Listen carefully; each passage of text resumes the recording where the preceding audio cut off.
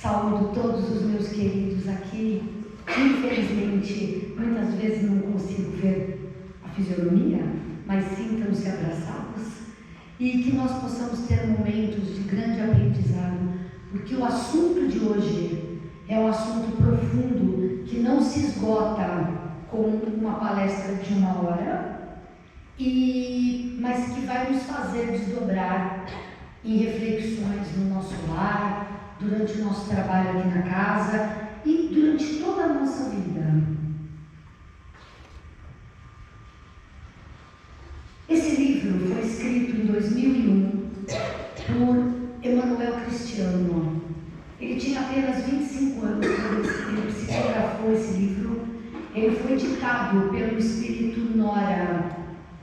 Esse espírito que fez o ditado deste livro é um espírito de envergadura, é um espírito muito acostumado com a lide nas casas espíritas, principalmente em ataques das trevas, como segundo mencionam, né? Mas são os ataques dos inimigos do bem dentro dessas casas espíritas. Então, por ela ter grande experiência nisso, vivência nisso, Nora fez um ditado a esse médium, com todo o apoio do Centro Espírita Allan Kardec, me parece, se eu não estou em falha, lá de Campinas, foi da região de Campinas.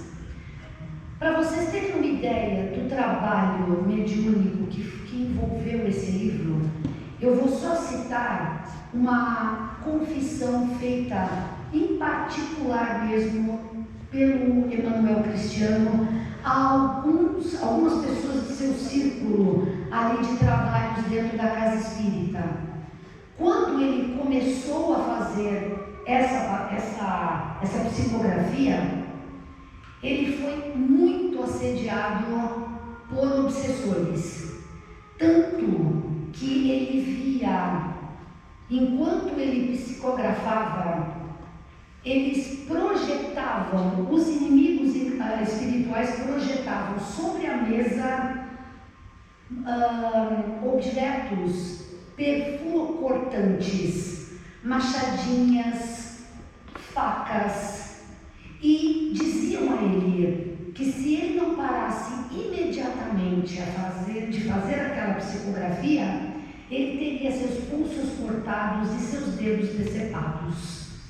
Então ele sofreu muito, esse moço, esse médium, para poder escrever esse livro. Coisas que nós nem imaginamos, que não foram trazidas à luz, não foram trazidas às claras, para que não assustasse também as pessoas, não é? É uma ética também de respeito a todos. Mas esse livro é um livro muito sério e que teve muito problema para chegar a público, porque é um assunto extremamente delicado. Só que antes de nós falarmos sobre este livro, nós vamos falar sobre Jesus.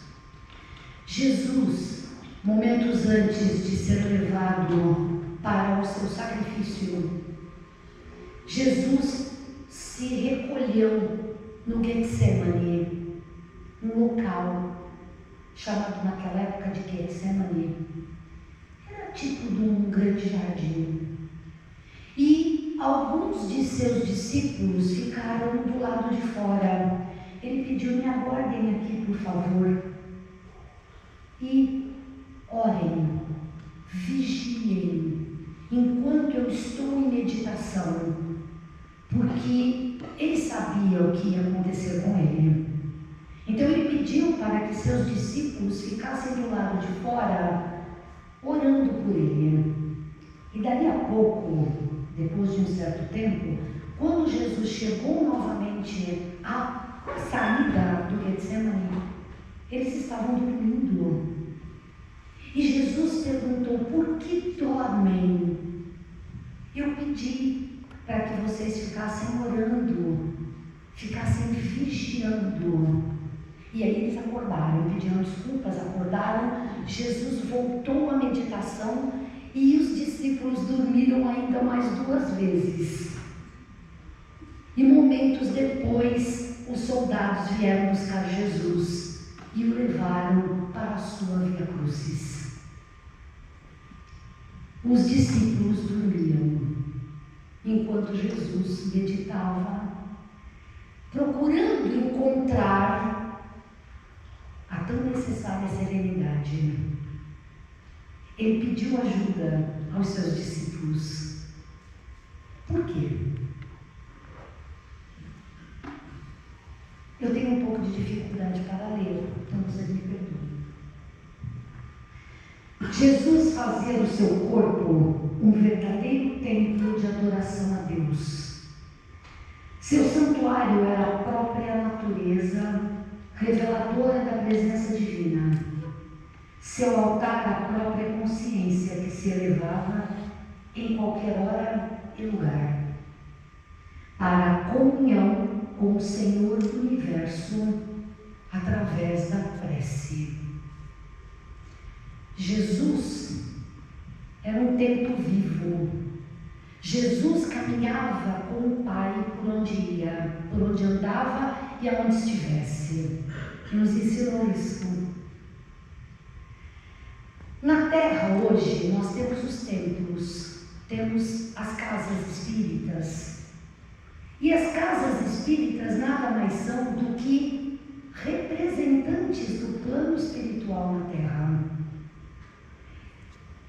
O próprio autor menciona que os centros espíritas são embaixadas do plano espiritual na Terra. Ora, se são embaixadas, nós, tarefeiros, servidores da causa e da casa, somos embaixadores e embaixadoras do plano celeste na Terra.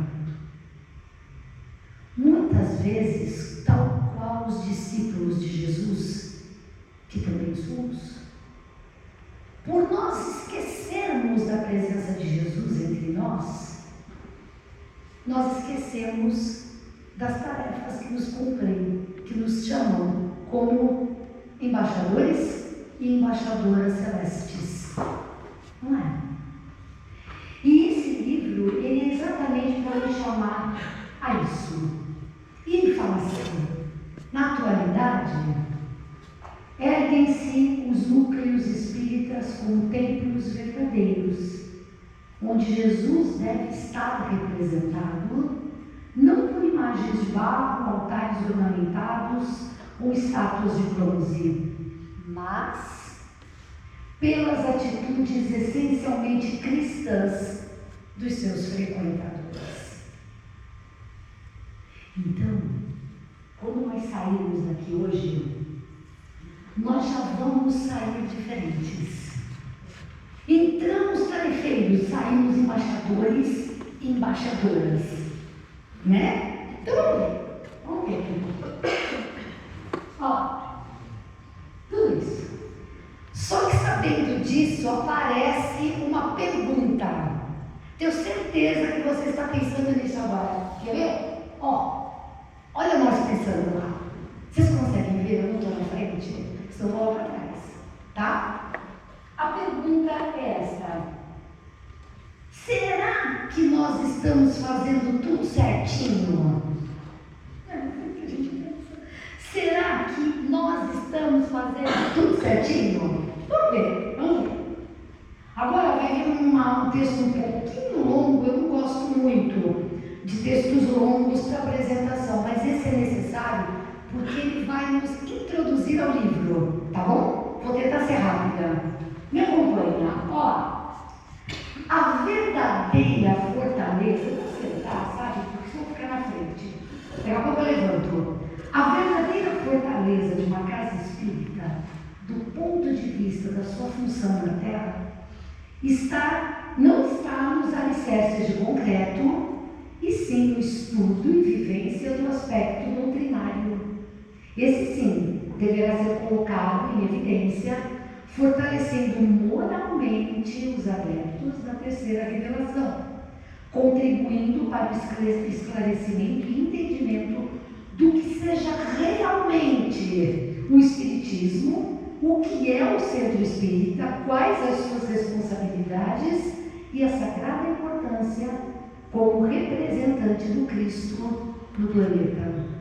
Então, qual é a conclusão que a gente chega aí? Que o estudo e a vivência, não adianta você estudar, tem que viver, né? Do aspecto doutrinário, isto é, da doutrina. Agora, peraí, o que é doutrina? Vamos ver o que é doutrina. No dicionário, doutrina é um conjunto de fundamentos básicos de um grupo político, de uma religião, de uma filosofia. Isso é uma doutrina. Então, a doutrina espírita, ela traz em si quem?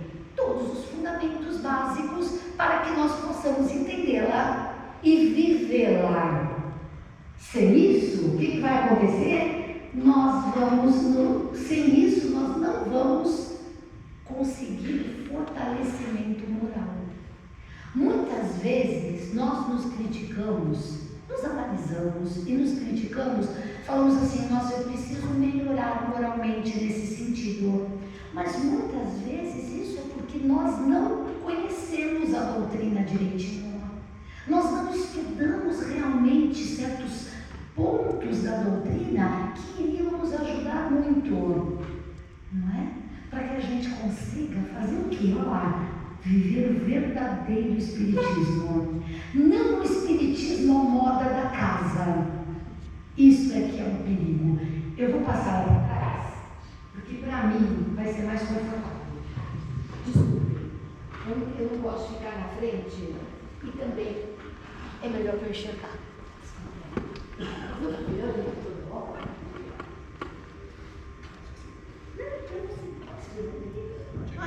A divisão está mudando,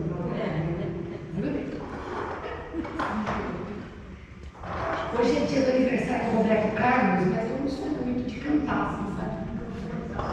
Ó, obrigada, gente. E o que acontece? O espiritismo à moda da casa é muito comum aqui no Brasil, especialmente aqui no Brasil, porque nós recebemos o espiritismo aqui e ele veio da Europa, só que aqui ele foi muito modificado. Nós esquecemos muito de Kardec. Então, o nosso espiritismo é a moda da casa. Então, nós temos que tomar um certo cuidado com o aspecto doutrinário. Então, vamos lá. Só que agora nós vamos fazer uma outra pergunta. Será que eu estou colaborando mesmo? Lembra da primeira pergunta? Será que nós estamos fazendo tudo direitinho? Nós, eu me incluo também, viu? Porque eu sou tarefeira dessa casa também, sou tarefeira de outro centro e sou tarefeira dos centros onde eu vou. Sou tarefeira da vida, como todo mundo aqui. Então, será que nós estamos fazendo direitinho? Mas será que eu estou colaborando mesmo? É isso que esse livro vai nos dizer, ou pelo menos nos fazer pensar, né? Bom, somos embaixadas, somos embaixadores, então nós temos um compromisso, sim, nós temos um compromisso, sim. Segundo os espíritos que auxiliaram o grupo que auxiliou na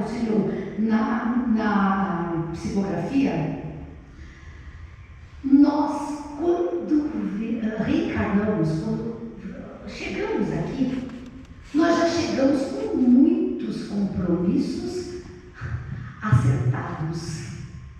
Lá no plano espiritual, a gente faz um monte de acordos, assume um monte de responsabilidades. Só que quando a gente chega aqui, o que acontece conosco? Nós somos engolidos pela matéria. Nós nos deixamos engolir pela matéria. Estou sempre muito ocupado. E a gente vai escancarando as portas, Hoje eu estou com uma dor de cabeça danada. Amanhã eu chego gente na minha casa. Depois de amanhã manhã, ai, está com uma unha encravada. Depois da manhã, estou com uma preguiça. Ai, Deus me perdoe, Deus sabe que eu trabalho muito. E nós vamos escancarando as nossas portas. Escancaramos. Para quem? Mas isso é papo para depois. Os nossos compromissos aqui na casa espírita, quais são, hein? Vamos ver. Manter a doutrina espírita tal qual ela nos foi oferecida pelos imortais, isto é, pelos espíritos superiores. Então, é o nosso compromisso dentro da casa espírita. Se eu não cumpro esse compromisso, é melhor eu procurar, talvez, uma outra filosofia, uma outra doutrina, uma outra religião. Porque se a doutrina que eu me comprometi a seguir, o que aprecio, que gosto, com a qual me envolvi, ela está sendo tratada de maneira displicente por mim, é que ela não me agrada tanto assim. Outro compromisso meu, não termos, o nosso, não termos interpretações próprias, porque é muito comum nós queremos interpretar pela nossa visão as coisas. Então, o que acontece? Nós não estudamos doutrina, não conhecemos a doutrina e interpretamos os problemas. Então, aconteceu uma coisa, chega uma pessoa com problemas, ou eu mesmo encaro problemas, só que eu não conheço a doutrina. Então, eu interpreto aquilo pela minha leitura e não pela leitura dos espíritos que fizeram todo o corpo doutrinário do espiritismo. Isso chama-se adulteração. Eu estou adulterando a doutrina. Mas uma porta aberta aí. E também um dos nossos compromissos é lembrarmos que o espiritismo é uma doutrina. Ela é formada por um corpo, por um conjunto de fundamentos que estão lá, aonde? Na codificação. Está tudo lá.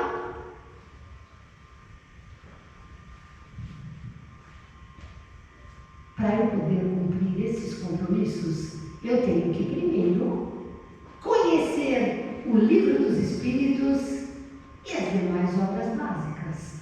O Livro dos Médiuns, que por sinal está aqui, depois eu vou mostrar uma coisa aqui, para você ler lá na sua casa, vai ter lição de casa. Brincadeira. Não, mas é uma lição de casa legal, que eu vou deixar você curioso, curiosa. E é pequenininho, muito grande, não. Tem que conhecer o Livro dos Espíritos, o Livro dos Médiuns, o Evangelho segundo o Espiritismo. Esse a maioria conhece, né? Que eu faço Evangelho, então eu uso o livro o Evangelho segundo o Espiritismo. Esse é o mais top, né? Aí tem a Gênese, tem o céu e o inferno. Eu queria, inclusive, comentar uma coisa com vocês, deixar aqui bem específico, apesar de não ser tanto dentro desse assunto, mas é uma curiosidade. Existe no final do Livro dos Médiuns, bem aqui no finalzinho, tem um capítulo chamado Mensagens Apócrifas.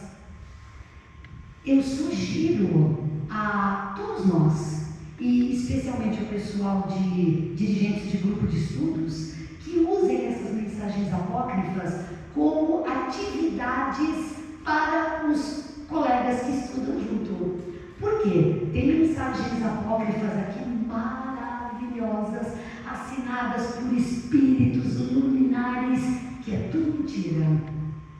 E Kardec nos mostra isso.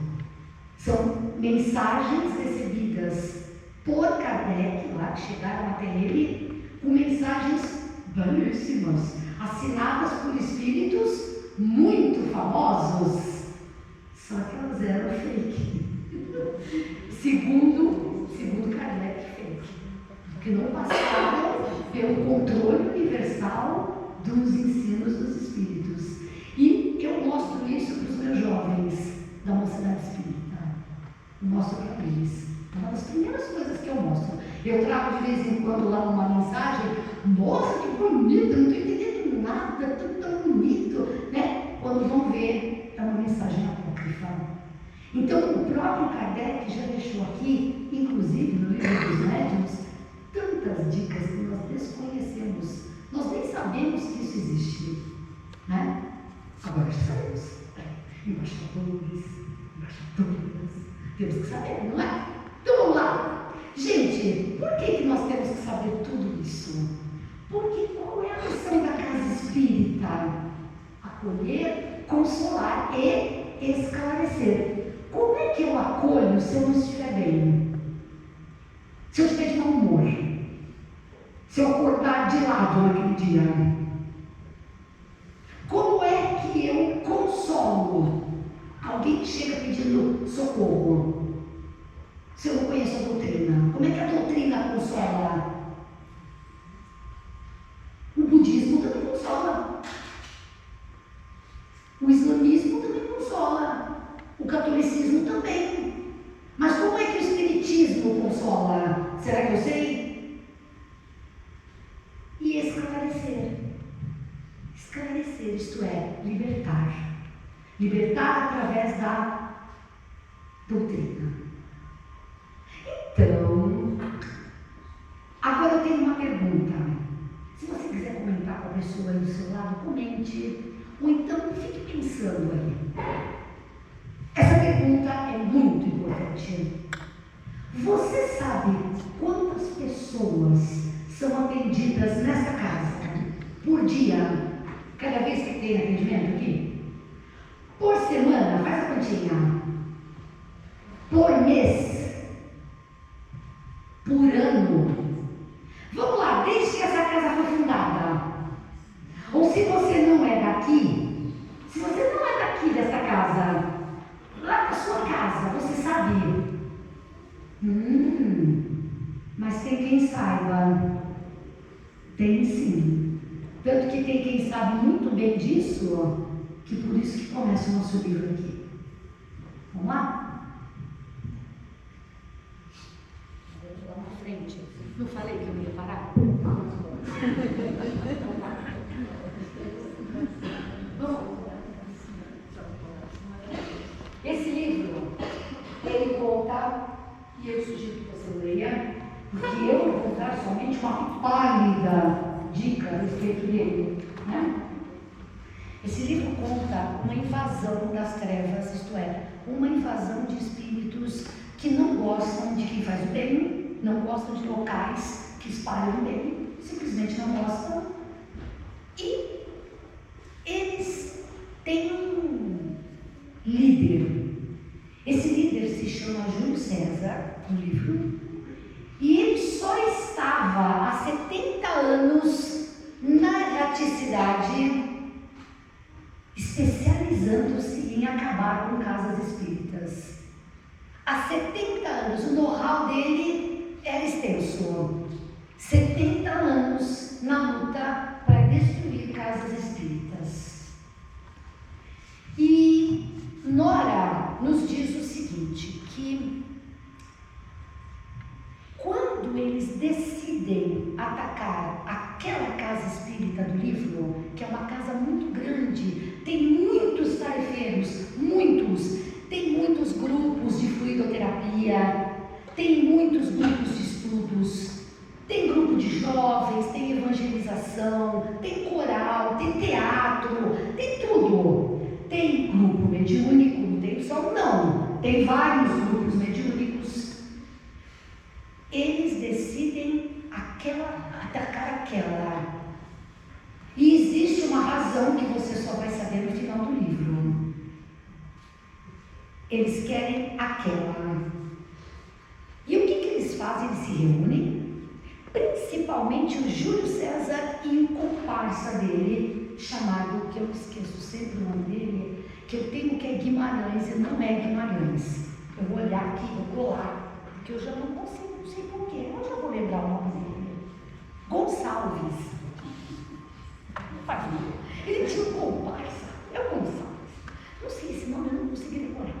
Aí, ele uma reunião e decidiram vigiar. Nós vamos vigiar todo mundo que trabalha naquela casa. Vocês acham que Big Brother é só na Globo?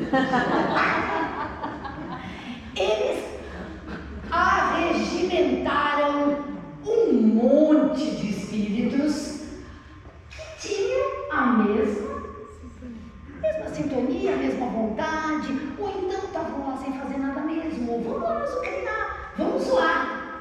E foram.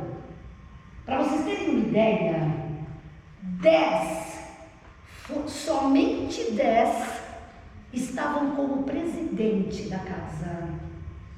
10 obsidiaram o diretor de doutrina, chamado Israel. O presidente chamava-se Castro. São nomes fictícios, mas a história é real. 10 para cada um da diretoria da casa. E aí, eles começaram a observar por onde que nós vamos começar a festa, né?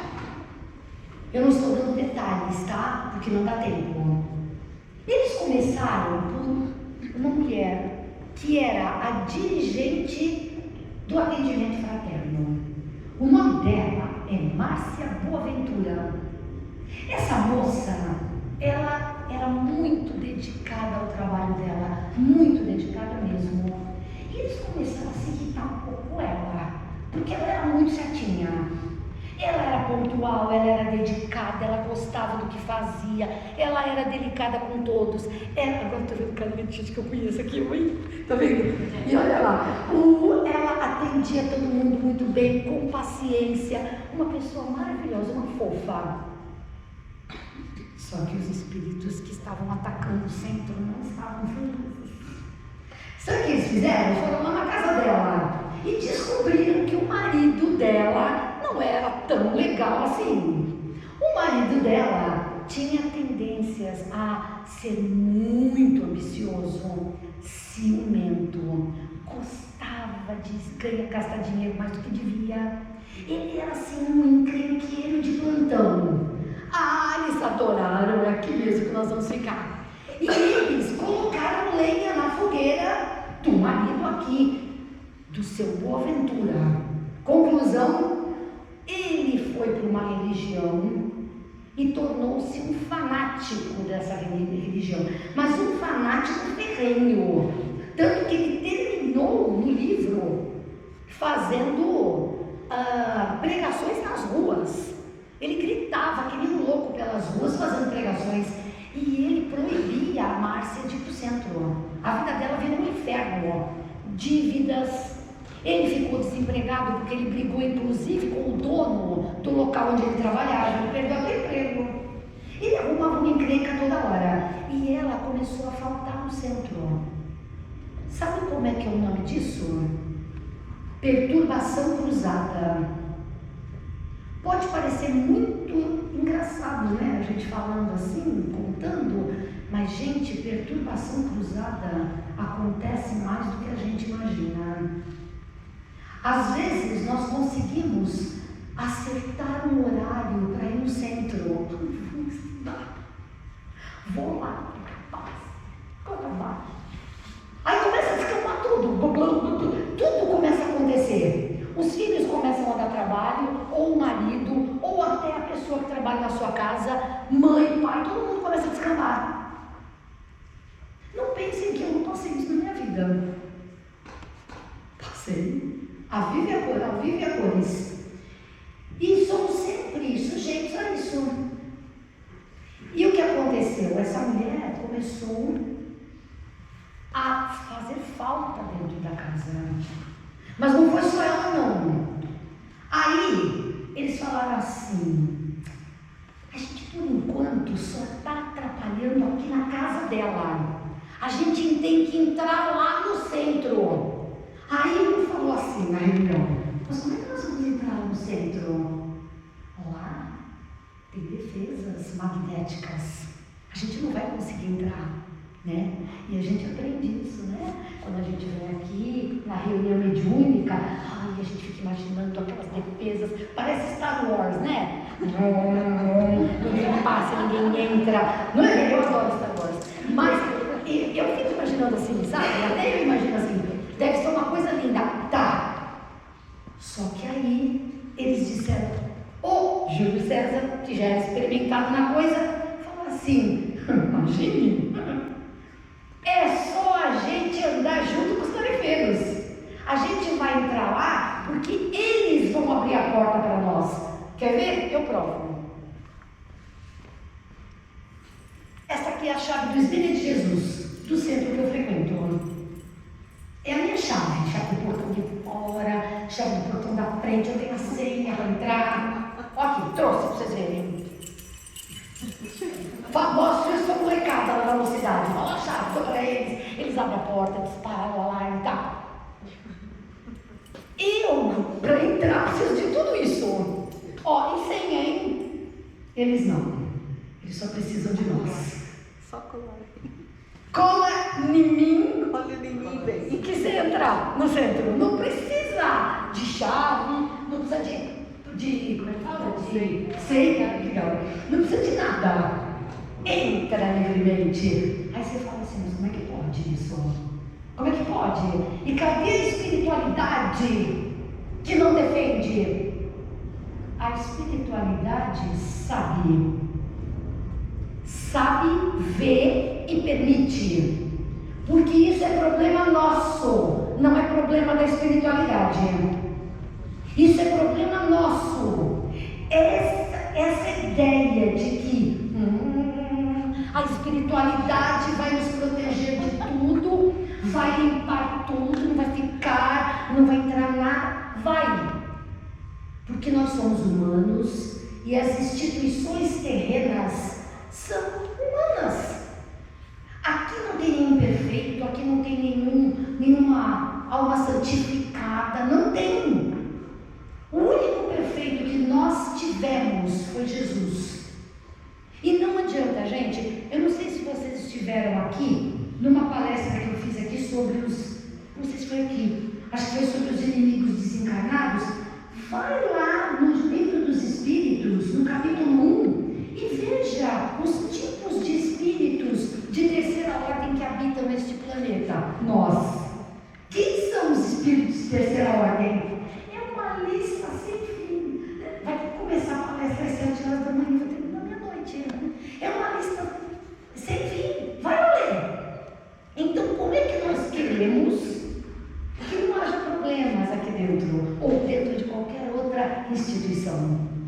Então, é por isso que nós não podemos dormir como os discípulos dormiram, não é? Continuando, aí veio a outra vítima, a Maria. Tinha que ter uma Maria, né? É aquele nome neutro, o chamar de Maria. A Maria, ela era uma médium passista. Alguém se identifica, né? Ó, ela era uma médium passista, só que ela alimentava um grande desejo. Ela queria ser uma médium de cura. Ela queria muito. Ela queria ser capaz, mas ela tinha boa vontade. Ela era uma pessoa de boa vontade. Ela queria, com as mãos, através do passe, curar. Ótimo! Só que a gente só esconde aqui, né? Eles sabem tudo.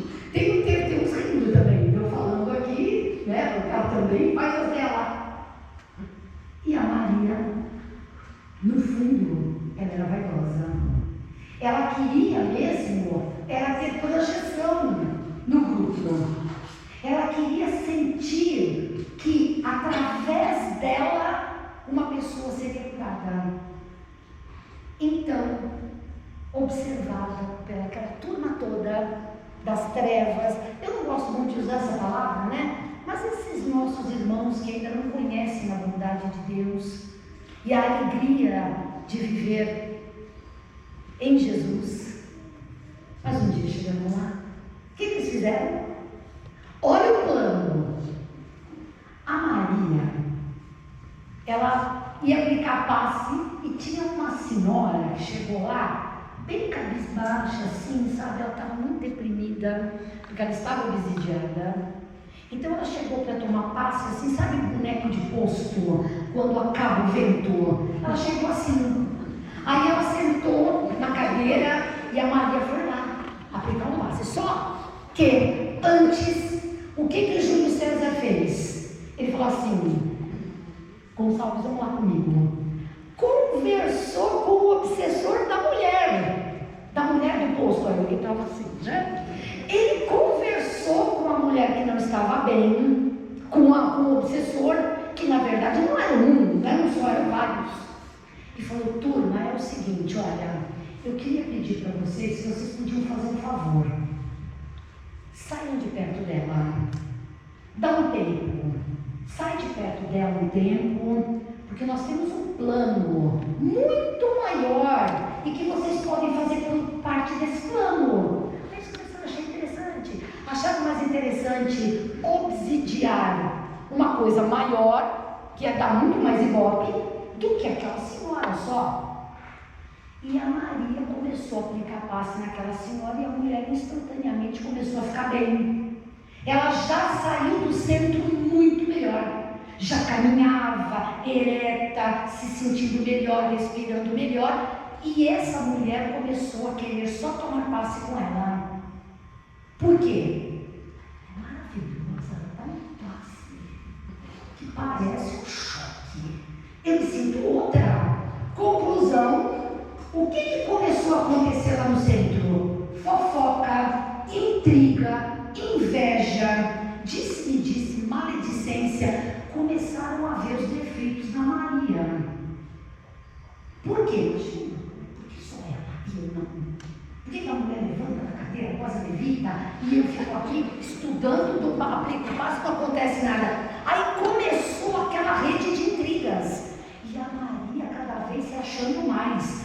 Tanto que a Maria, em desdobramento do sono, ela, que nós desdobramos durante o sono muitas vezes, e nós somos levados para os lugares onde nós somos atraídos, né? E ela ia para certos lugares, que é esse lá do grupo do Júlio César, obrigada, que diziam assim para ela: Maria, você vai ser considerada uma médium extraordinária, você vai ter projeção social. Você vai ser uma pessoa tida como uma grande médium curadora. E aquilo foi insuflando, crescendo, até que ela teve uma reunião com a diretoria, queria fazer umas modificações dentro do centro, nesse sentido, para que ela pudesse atender talvez em momentos especiais. Bom, conclusão, ela saiu do centro no final e levou 30 tarefeiros junto, porque tinha aqueles tarefeiros que realmente acreditavam que ela era diferenciada, e ela estava obsidiada.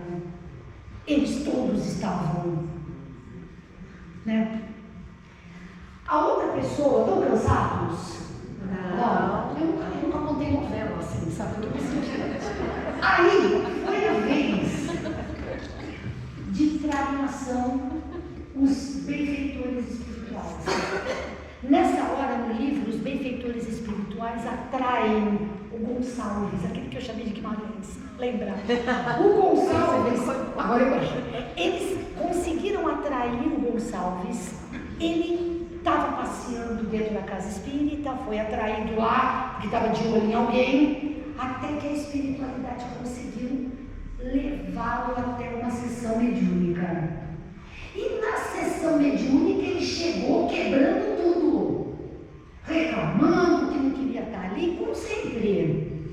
Só que aí, daqui a pouco ele começou a ver que não era nada disso, que ninguém estava amarrando ele, que ninguém estava colocando ele dentro de uma grade, dentro de uma jaula. E ele começou a pensar: puxa, aqui não é tão ruim quanto o Júlio César fala. Então você vê que o Gonçalves teve essa oportunidade de ver o outro lado, de ver que ele poderia ter uma experiência muito mais tranquila do que aquela torturada que ele estava tendo ao lado do Júlio César. Então já balançou ali um pouquinho o Acécala, né, o companheiro do Júlio César. Enquanto isso, o que acontecia? Um grupo mediúnico era atacado. Só que não era esse grupo mediúnico onde levaram o Gonçalves, porque esse grupo mediúnico, tinha vários na casa, lembra?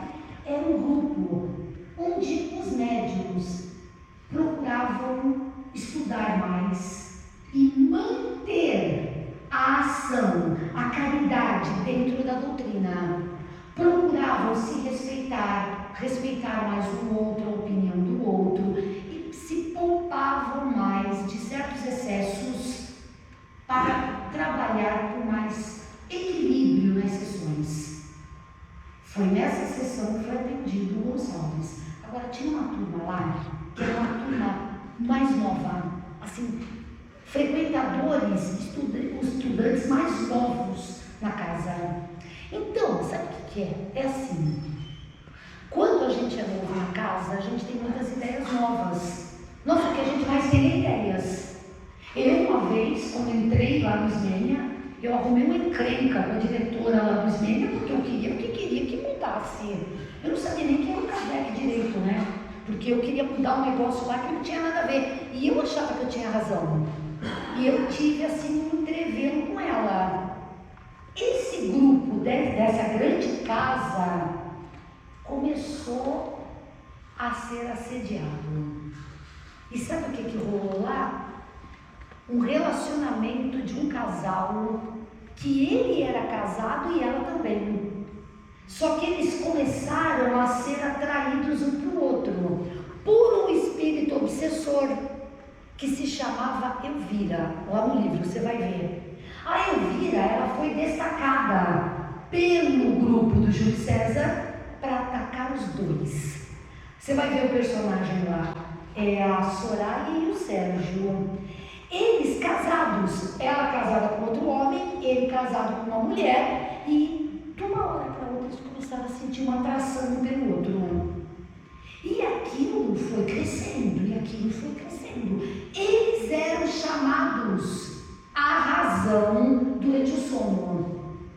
Diziam, aconselhavam, os espíritos tentavam modificar o livre-arbítrio, não modificar, né, mas convencer para que o livre-arbítrio deles tivesse uma alteração. Eles diziam durante o sono para os espíritos que iriam parar com aquilo. Mas quando no dia seguinte, quando eles iam para o centro, aí acontecia tudo de novo. Era aquela coisa, entende? Que não conseguiam segurar. E lá se foi o grupo mediúnico para a perturbação. A família dela foi muito abalada, a família dele também. E imagina o ambiente ali dentro do centro, né? Para vocês terem uma ideia, naquela época, o plano espiritual catalogou naquele centro 300 processos de obsessão. O grupo de espíritos obsessores chegava a mais de 400. Era uma verdadeira falange. O grupo total do Júlio César tinha mais de 400, muito mais. Eles habitavam uma região na erraticidade que os mantinha magnetizados ali entre eles, presos numa mesma sintonia. Era como se fosse uma cidade, né? Era um local onde eles se reuniam. E era uma horda, era enorme, era uma multidão. Tanto que 300 processos de obsessão foram catalogados, só naquela casa. Obsessões simples. Tarefeiros do coral foram obsediados, do teatro, do grupo de estudos, dos grupos de estudo, tinha gente obsediada, em tratamento. Assim assim, tratamento de apoio da espiritualidade. Mas eles não podiam fazer muito, porque o que dependia ali? O livre-arbítrio de cada um. Se cada um começasse ali a se entregar às suas próprias más tendências, a própria espiritualidade não poderia fazer nada, porque cada um é dono de si.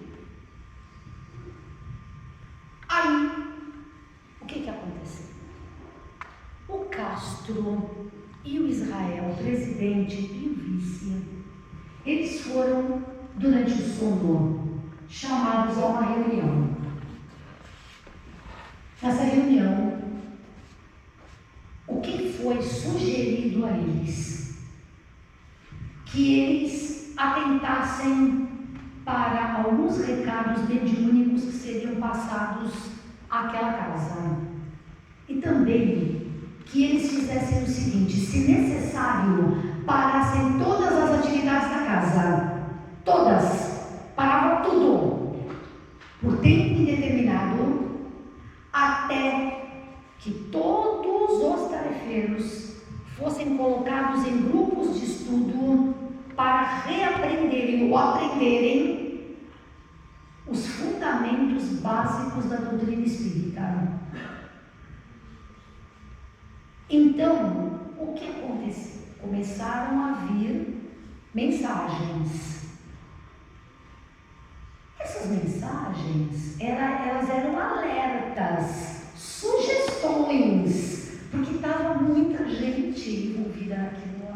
Muitos tarefeiros não aceitavam, muitos tarefeiros criticavam o Castro, o Israel e alguns outros tarefeiros que estavam tentando ajudar. Então, o que aconteceu? Sugeriram também seminários, palestras, como esta aqui, de reciclagem dos tarefeiros, que é exatamente o que nós estamos fazendo hoje. Uma reciclagem, para que a gente não durma, para que a gente não esqueça que Jesus está conosco e que nós estamos sendo observados, sim, a todo momento, em qualquer lugar, dentro e fora daqui. Agora vou falar. Olha, é que nós nos distraímos porque nós achamos que estamos sozinhos. Mas nós esquecemos o livro dos Espíritos, né? Das nossas testemunhas invisíveis. A gente não vê, mas elas estão lá. Né? Existe um ditado árabe que eu gosto muito, que ele diz assim: caráter é aquilo que você tem e é quando ninguém está olhando. Então, só que tem sempre alguém olhando. Então, resumindo, o ataque, a infiltração no centro espírita foi silenciosa. Eles não fizeram ruído nenhum. Eles exploraram o quê? O livre-arbítrio dos encarnados. Eles mexeram com o quê? Vamos ver. Com a vaidade. Eles mexeram com o orgulho. Eles mexeram com as discussões. O maior tempero que existe para escancarar são as discussões. E as irritações. Eu estou tão irritada. Não, só que a gente costuma falar de forma cristã, Eu estou tão irritada. Ele me irrita. Ela me irrita também. E aquilo vai. Essa irritação, como diz o autor do livro, é o pessoal do fervo. O fervo atrai quem? O fervo da treva. Então, sai do trio elétrico, né? Fica aquela bagunça, imagina entrando aqui na casa. Isso é loucura, né? É que nós não vemos e minimizamos as irritações, as intrigas. Olha, eu não queria te falar. Mas que você eu falo. Para você que é torcida muito. Maledicências. Tudo aquilo que a gente não conhece. Tanto que eu esqueci, eu escrevi aqui. Se vocês não souberem o que é, procurem isso não. Né? Criam disputas pelo poder. As disputas pelo poder. Ah, quando eu crescer, vou ser presidente do centro. Quando eu crescer, eu vou ser dirigente de grupo. Para andar com aquela faixa. Sabe? É saudável a gente querer ser presidente de uma casa. É necessário. Só que, para isso, nós temos que ter condições de sermos dirigentes de grupo. Nós temos que ter condições doutrinárias. Eu não estou nem falando da parte moral, porque a parte moral não me diz respeito. Eu não tenho envergadura para discutir isso com ninguém. Eu estou falando de conhecimento doutrinário. Os adversários espirituais entram na casa espírita de braços dados com o nosso psiquismo e com a nossa moral. Eu achei essa frase fortíssima. Eu acho que essa frase é profunda. Nós não precisamos da chave. Por quê? Nós somos a chave. Nós abrimos todas as portas, as janelas, tudo. Somos nós. E não é só na casa espírita. Se nós paramos para pensar, no nosso lar, no nosso trabalho, na nossa escola, qualquer lugar. Nós somos a porta.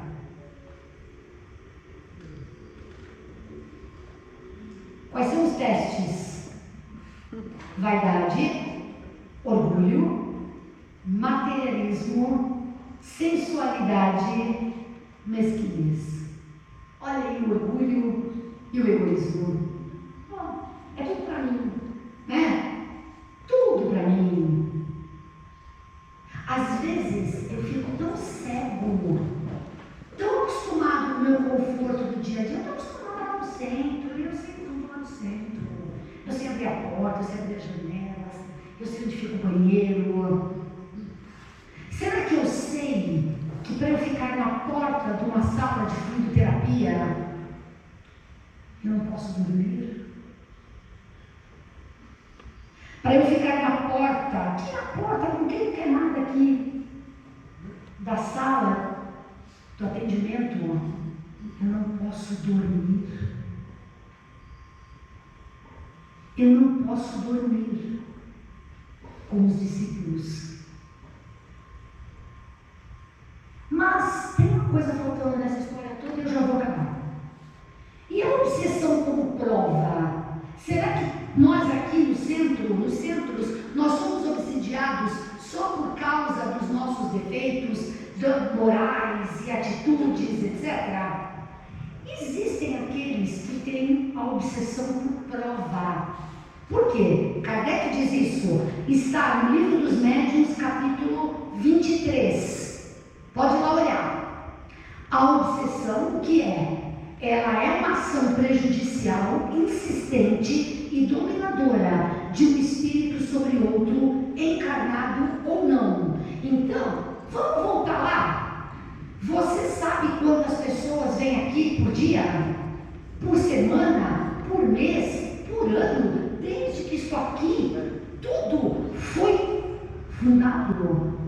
Todas as pessoas que vêm aqui trazem seus inimigos de vidas passadas, verdadeiras multidões, espíritos simpáticos que acham bonito o que a pessoa está fazendo, e se ela estiver fazendo coisa errada,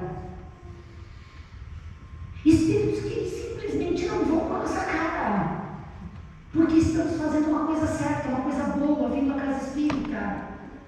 Imagina a quantidade de espíritos que chegaram até aqui, até hoje, e que vão continuar chegando. E nós somos os embaixadores, as embaixatrizes, e vamos dormir. Não tira a soneca? Claro que não. As pessoas que são obsidiadas por prova, elas também estão sendo testadas em tudo isso. Nenhum dos membros daquele centro do livro era uma vítima. Todos, de uma forma ou outra, atraíram aquele momento, atraíram aquela situação. Voltamos nós. Olha, o cabelo já está até despenteado. Né? Os que não têm cabelo, não me levem a mal, não é bullying. Mas se tivessem, estaria despenteado. Ó, vigiai e orai, a fim de que não entreis em tentação. O espírito, na verdade, está pronto, mas a carne é fraca. Quem disse isso? Jesus. Foi o que ele disse aos discípulos lá no Getsemane. Ele disse: vigiai e orai. Eu vou me recolher em prece e meditação com meu Pai.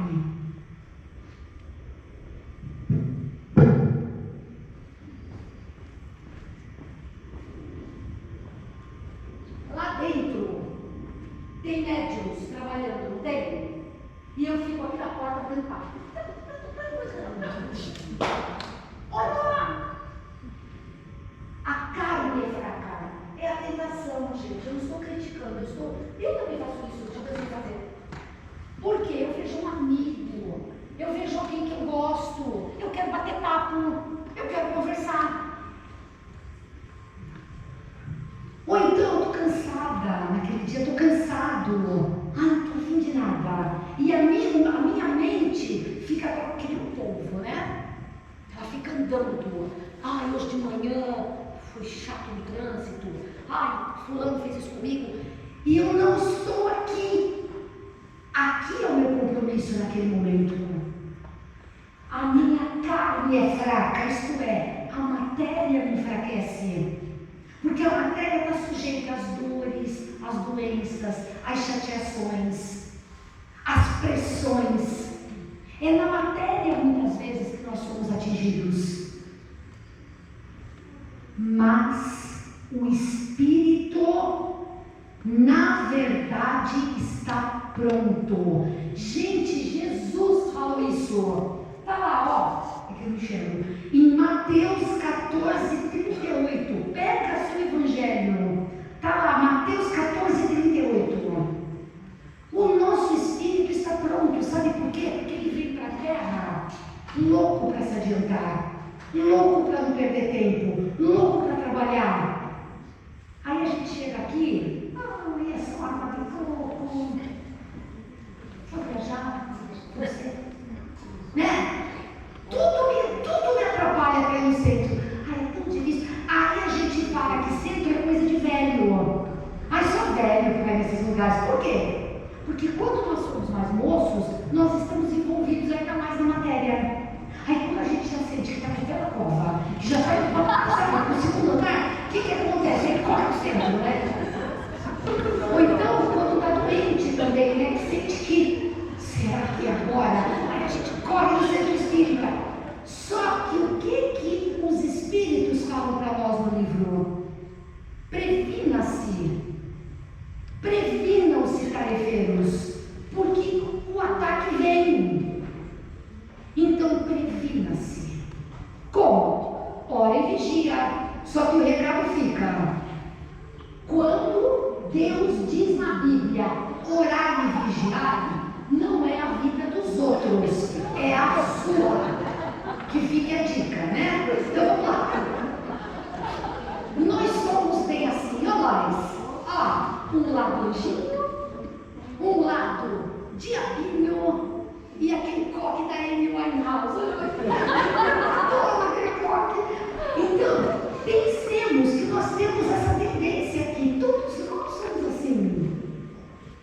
E fica uma poesia muito interessante. interessante do espírito Casimiro Cunha. Ele diz assim: do verbo usado no mundo, nasce a guerra, nasce a paz. Com palavras edificas, com palavras matarás.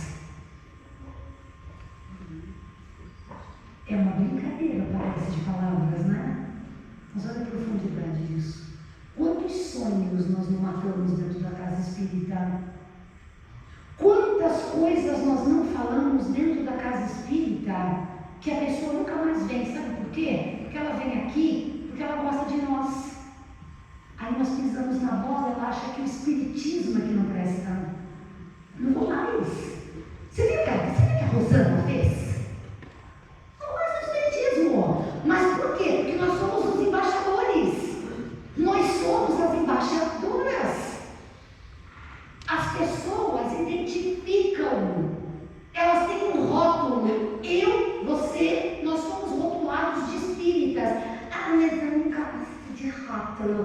Tá, vai no mercado amanhã e pega qualquer coisa sem rótulo. Você compra. Você não sabe o que tem dentro. Quando você tem um rótulo espírita, o que tem aí dentro do espiritismo? Eu quero saber o que tem aí. Para que serve? Não sei ainda. Estou sem óculos, não estou conseguindo ler. Por falar em ler, aqui no Livro dos Médiuns, no item 340, é um item pequeno que eu gostaria que você lesse em casa, por favor. Foi nele que foi baseado o livro Aconteceu na Casa Espírita. Todo o livro foi baseado nele. E por isso a seriedade. Ele começa assim: as sociedades, pequenas ou grandes, e todas as reuniões, seja qual for a sua importância, têm ainda de lutar contra outra dificuldade.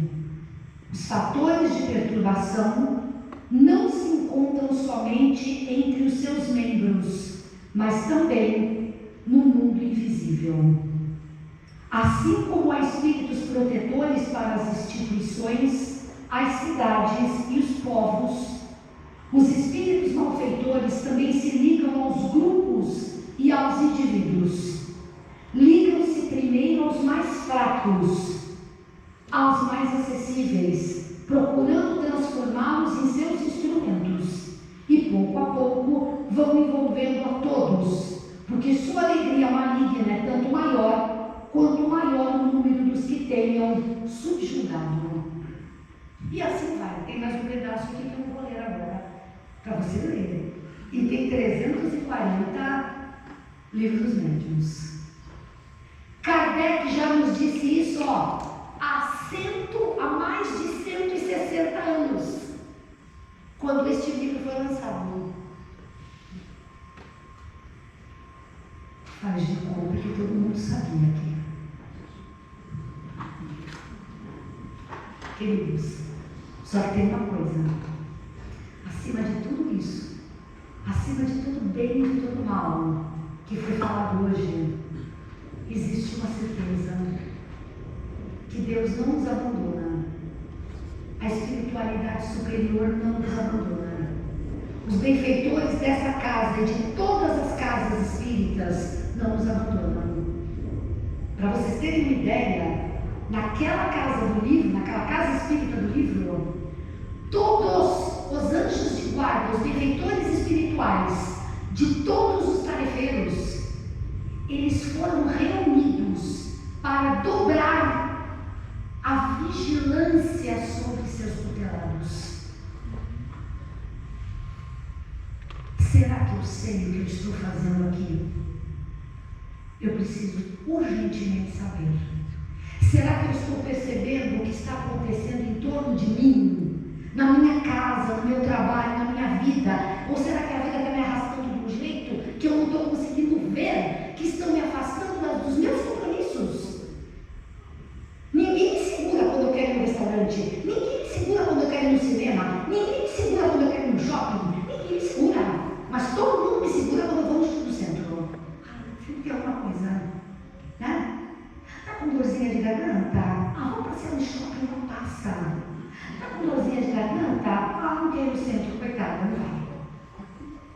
É assim que nós agimos. Mas sabe o que é bom? Que tem o fim do livro, que eu não vou contar. No fim do livro, vocês vão ter uma surpresa com o Júlio César. Sabe por quê? O Júlio César conhecia aquela casa espírita, há muito tempo. Porque ele era o filho do fundador dela. Então, não é gratuito. Essas obsessões não são gratuitas. A espiritualidade sabia disso. E ele vai ser reacolhido por essa casa. Mas aí só se você ler que você vai saber como. Que é impressionante. Aí você vai entender a responsabilidade de ter um cargo dentro da casa espírita. Sabe por quê? Porque talvez você já tenha sido o obsessor dela. Talvez eu tenha sido, e devo ter sido, o obsessor de alguma casa espírita ou de várias. Por isso que nós temos tantos compromissos com os templos, e com a religião, e com as doutrinas. Eles devem pensar assim: eu sei o que você fez no verão passado. Eles sabem. Bom, para encerrar, é Ele, né, gente? Sem Ele nada somos. E Ele nos garantiu: onde houver 2 ou mais pessoas reunidas em meu nome, eu lá estarei entre elas.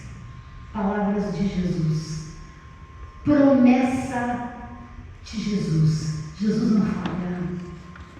A partir de amanhã, quando vierem ao centro, quando forem ao seu centro, lembrem disso, Jesus estará lá, com toda certeza.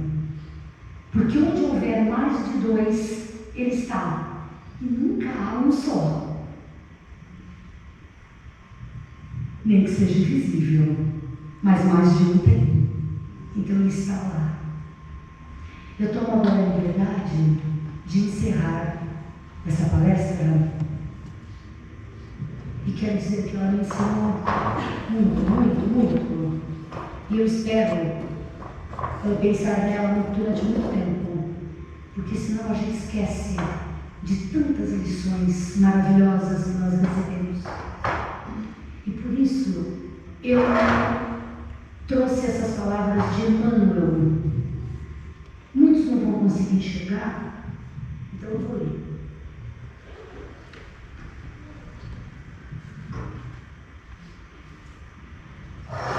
E com ela, eu tomo a liberdade de encerrar essa palestra, que eu espero ter sido de alguma utilidade, e eu quero agradecer a Deus e a todos vocês pela atenção e carinho. Vamos fechar os nossos olhos e ouvir esse recado que nos chegou pelo médium Francisco Cândido Xavier, ditado por Emmanuel.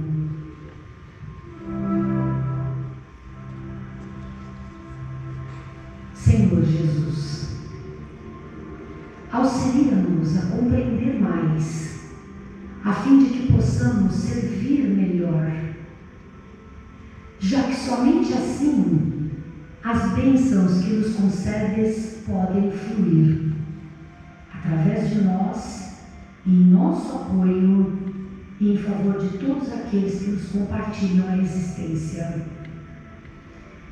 Induze-nos, leva-nos à prática do entendimento que nos fará observar os valores que porventura conquistemos, não na condição de propriedade nossa, e sim por manancial de recursos que nos compete mobilizar, colocar em prática, no amparo de quantos ainda não obtiveram as vantagens que os felicitam na vida.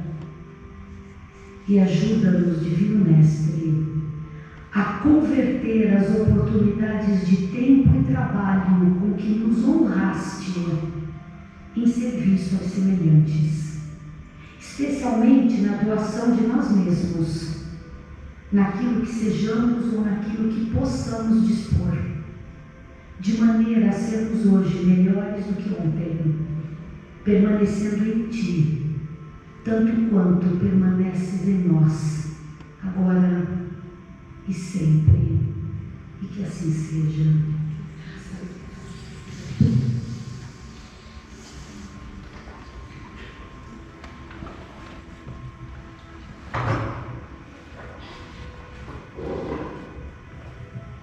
Então, com essa prece, nós já pudemos sentir, o envolvimento da espiritualidade tanto tocando a gente em questões tão sérias, profundas e como sempre trazendo para a gente com uma leveza e uma alegria muito grande, Para que nós possamos retornar aos nossos lares muito mais fortalecidos, em sintonia com a espiritualidade, despertando em nós essa oportunidade que Deus nos dá, que a espiritualidade nos dá, de estarmos na seara de Jesus do Evangelho, e com quantos espíritos de luz, na alegria do encontro, como a Rô falou muito bem, onde estivermos mais esse amor, Jesus estará presente, e sentir que Jesus sempre está ao nosso lado, E na prece da rua, agradecer o carinho de sempre estarmos juntos, e que cada casa, cada grupo possa sempre se fortalecer, sentir que faz parte de uma grande família, e que não pelo acaso nós estamos unidos neste magnetismo de Jesus em nossas vidas. Queria fazer uma pergunta. Muitos de nós, nos escandalizamos hoje como jovens, o que acontece nas escolas, etc. Só que nós espíritas falamos, mas não fazemos muitas coisas.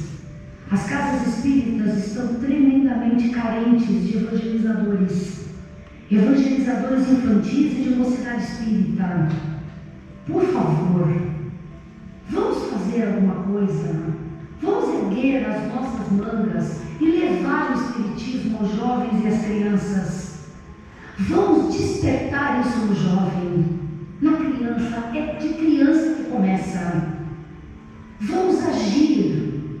Não adianta ficar só, não é que lindo. A gente tem que agir. Porque os jovens precisam de Jesus. Os jovens precisam de Kardec. E eles sabem disso. Eles só estão esperando o chamado. Muito obrigada. Obrigado pela presença. Que possamos em outras oportunidades nos reunir mais vezes para refletir e estudar o Evangelho de Jesus e a direção do Espírito da Verdade que nos traz tanto esclarecimento. Que Deus pague. Sabemos que você vem aqui conosco sempre com tanta alegria, com tanto prazer. Foi uma noite que pudéssemos ficarmos aqui mais 2 horas ouvindo a Rô, Estamos falando questões tão sérias e importantes, mas com uma leveza e com uma alegria muito grande. Esse é o Evangelho de Jesus, com sua leveza, com sua alegria e com o despertar da vida. Que todos nós possamos ter um retorno aos nossos lares em paz, em harmonia, muito mais fortalecido do que aqui chegamos, e sentindo a inspiração e acompanhamento da espiritualidade que tanto nos ama. Bom retorno, fiquem com Deus. Pode falar. Tem lá para comprar com a Maristela. Na livraria. Gente, quem quiser, é só mais 5 minutos, eu vou fazer um jogral para vocês. Quer fazer um jogral? Vou pedir mais 5 minutos. Não, pode ir embora quem quiser. Pode ir embora quem quiser, só uma brincadeira. É que não deu tempo de fazer o regulamentar previsto, mas eu faço rápido. Eu preciso de 6 voluntários, aí mesmo no seu lugar. Se tiver uma voz boa, alguém tem voz boa? Tem, não deixa ninguém tem voz boa. É só para ler uma coisinha, rapidinha, uma frase. Quem quer? Pega qualquer um. Tem 6. Vai, quer aqui? Vai. Na minha mão é 10. Ele é lá do União Fraterna. Mais alguém quer falar? Ai, vamos lá. Minha voz não é boa. Quer uma? Vai. Ela pegou pra você. Tem mais um. Aqui na minha lá. Deita.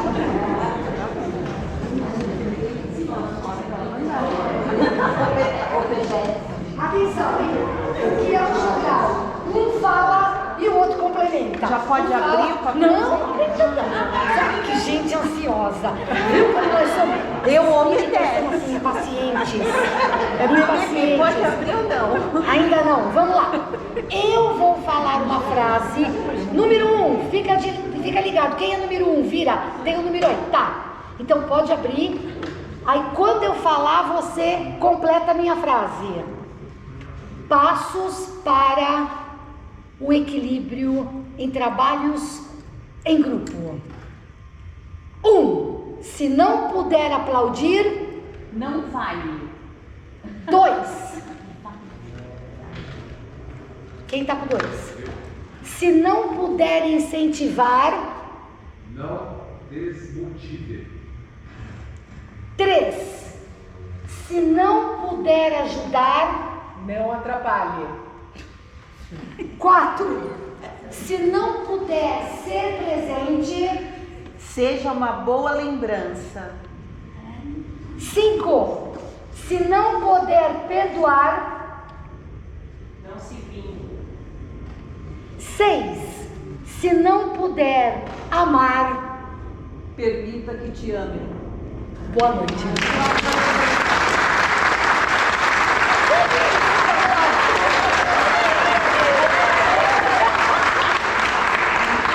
Faça com seus alunos.